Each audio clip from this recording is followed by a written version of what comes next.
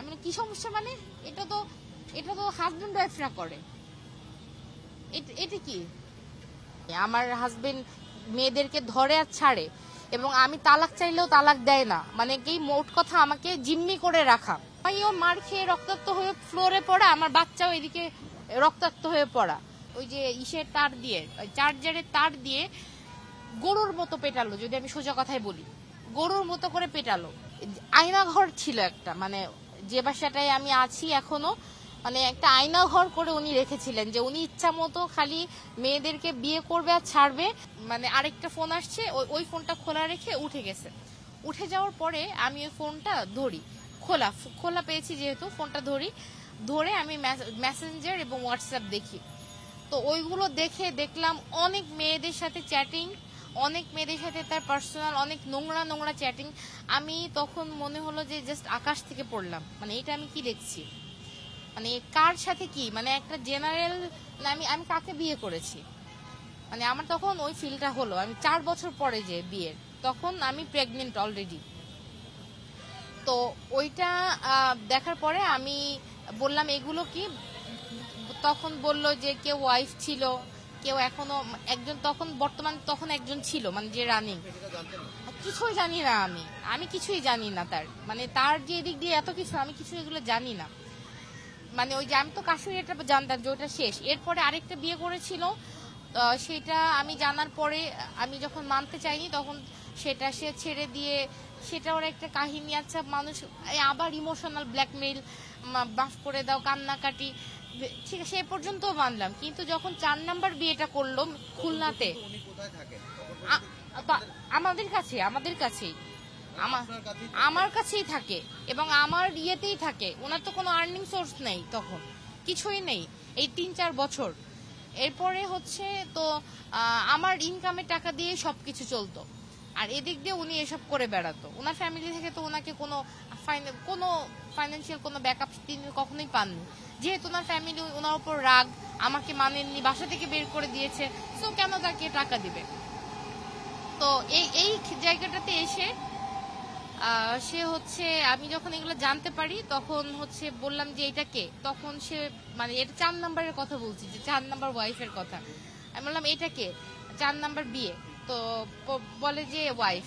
আমি বললাম যে এই মহিলা তোমার ওয়াইফ, যার 3টা বাচ্চা, রিয়া এরকম তোমার থেকেও বয়স বড়। তখন বললো এগুলো বয়স হতে পারে, বাচ্চা থাকতে পারে, এতে কি প্রবলেম, আমার ওয়াইফ মানে ওয়াইফ। আমি বললাম থাকো তুমি তোমার ওয়াইফ নিয়ে, আমাকে ছেড়ে দাও।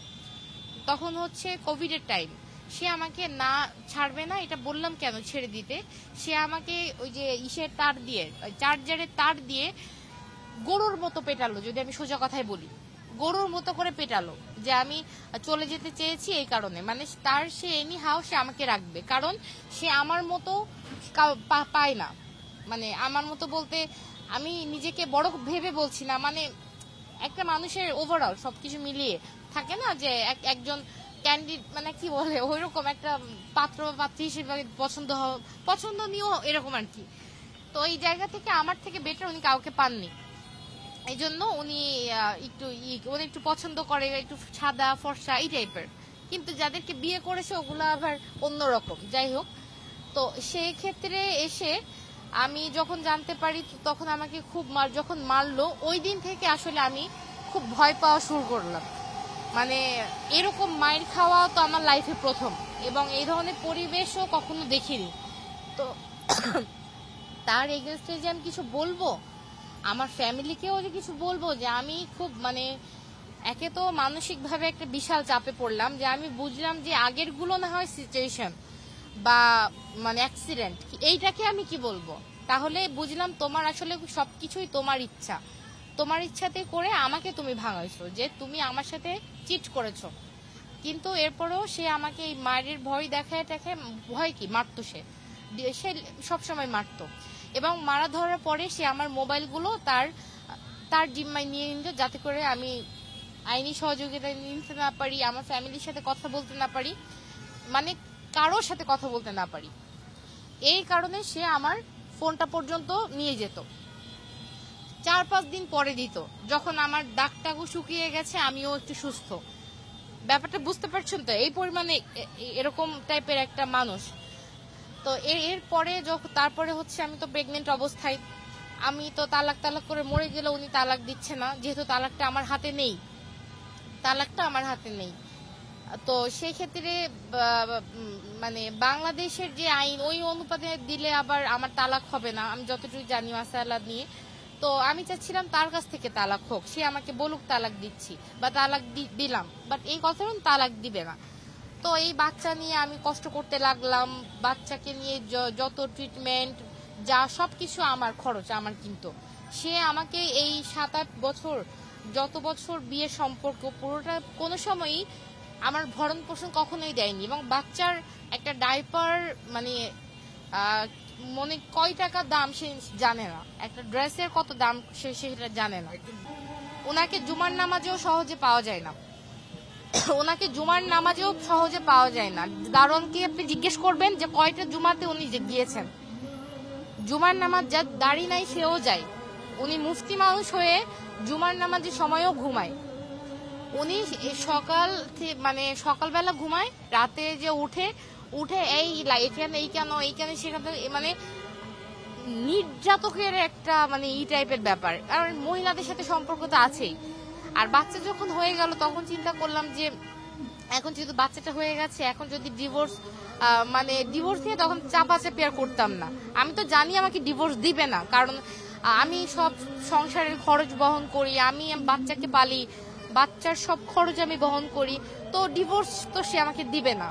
তো আমিও চাপাচাপি করাটা তখন বন্ধ করে দিই।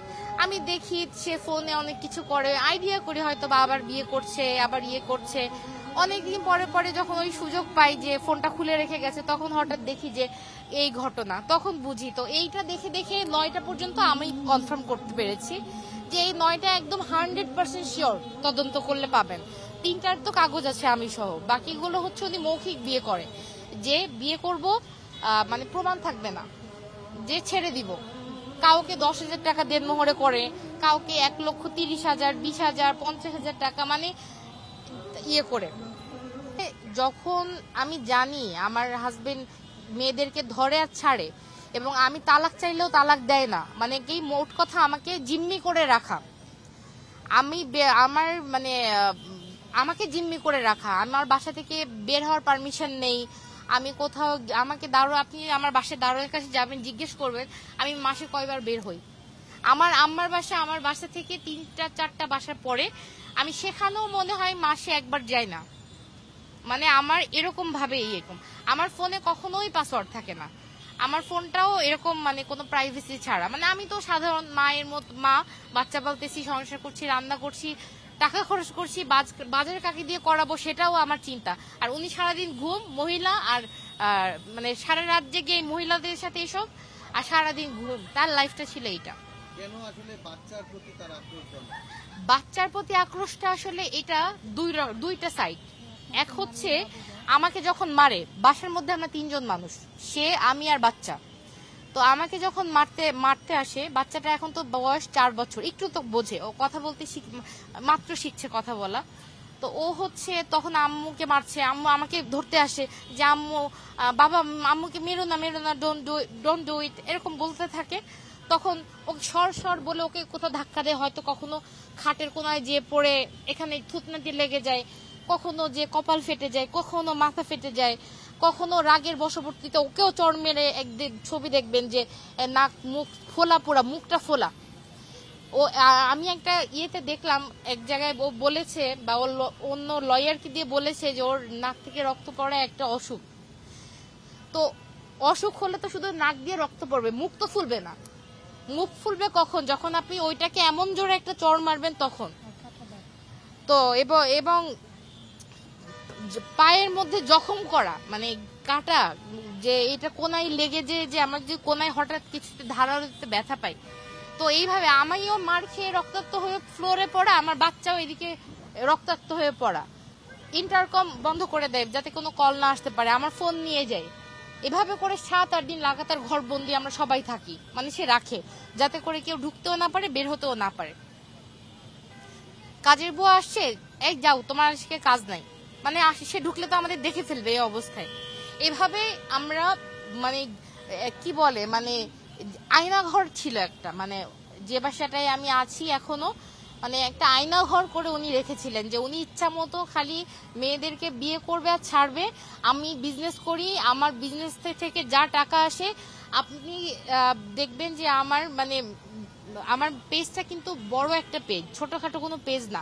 70,000 প্লাস লাইক দেওয়া একটা পেজ। বেবি প্ল্যান্ট বাচ্চাদের এখন আলহামদুলিল্লাহ অনেক সেল হয়, আলহামদুলিল্লাহ অনেক ভালো করে চলতে পারি আমি। ওই টাকা দিয়ে মানে তার তো আর কোনো টাকার টেনশন নাই, সংসার পালার টেনশন নাই। সে বা তার মতো আমোদ ফুর্তি করে, আর বাসায় এরকম কিছু থেকে কিছু হলেই মানে এটা আসলে কোনো, আপনি জিজ্ঞেস করেন যে আসলে মারে কেন, হ্যাঁ এটা একটা প্রশ্ন আসে যে মারে কেন। ধরেন আমি যদি তাকে বলি যে তালহা তুমি সারাদিন ঘুমাচ্ছ, সারা রাত তুমি যদি রুমটা লক করে ঘুমিয়ে থাকো, এই বাচ্চাটা তো অন্ধকার রুমে থাকতে পারবে না। একটা অন্ধকার রুমে একটা বাচ্চা কতক্ষণ আটকে রাখবো, তুমি তাহলে অন্য রুমে গিয়ে ঘুমাও। এটা বললাম কেন, সেবার আমাকে মারতে চলে আসলো। আরেকটা ব্যাপার যেটা বাচ্চার সাথে আমি এরকম অনেক সময় হয় খুব অস্বস্তিকর বলতে গেলে, আমি রুমে ও আর বাচ্চা যখন একসাথে একা থাকে, আমি হয়তো রান্না করে তরকারি নাড়া দিয়ে রুমের মধ্যে যাব, দেখছি যে ওর মানে লিপসে টাঙে মানে ইয়ে করছে।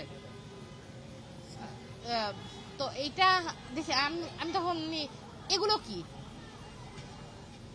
তো তখন বলে কি সমস্যা, আমি কি সমস্যা মানে এটা তো হাজবেন্ড ওয়াইফরা করে, এটা কি মানে এটা বিকৃত মস্তিষ্কের মানুষ। ওই না হলে না, আমার বাচ্চার সাথে কেন এটা করবে? আমার বাচ্চা জিব্বার এবং আমার কান্না আসছে বলতে গেলে, আমার বাচ্চাকে মানে এটা কেন করবে? এবং তাকে এটা নিয়ে কিছু বলতে গেলে সে আমাকে তখনও মারতো, কিছু হলেই আসলে মারা ধরা। এবং মারা ধরাটা এমন পর্যায়ে যে আপনাকে মানে মারতে মারতে যে কি করে ফেলবে এটার কোনো নেই মানে। এবং আমি বাচ্চাটা কিছু হলে বাচ্চাকে নিয়ে চলে যাই, তো আমি জানি যে এই লোকটার কাছে বাচ্চাটা নিরাপদ না। এই বাচ্চাটাকে বাঁচিয়ে রাখার জন্য আমি সবাই মানে আমার ফ্যামিলি বলে বা কাছে কেউ শুনলে বলে তুমি চলে আসো না কেন ওখান থেকে।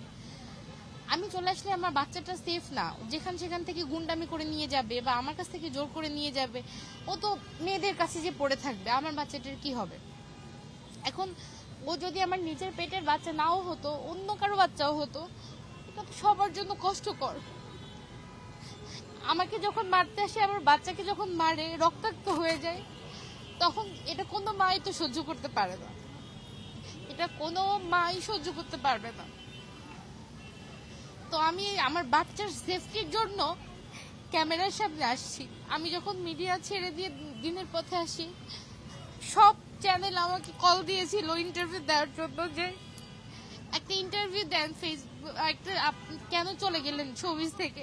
আমাকে পাননি আপনারা কখনো, আপনারা বলতে পারবেন না আমাকে ক্যামেরার সামনে তখন পেয়েছেন। আজকে আমি আমার বাচ্চার নিরাপত্তার জন্য একটা মা হিসেবে আসছি, যে সঠিক বিচার যেন হয় এই জানোয়ারটার, আমার বাচ্চাটা যেন সেফ থাকে এই জানোয়ারের কাছ থেকে।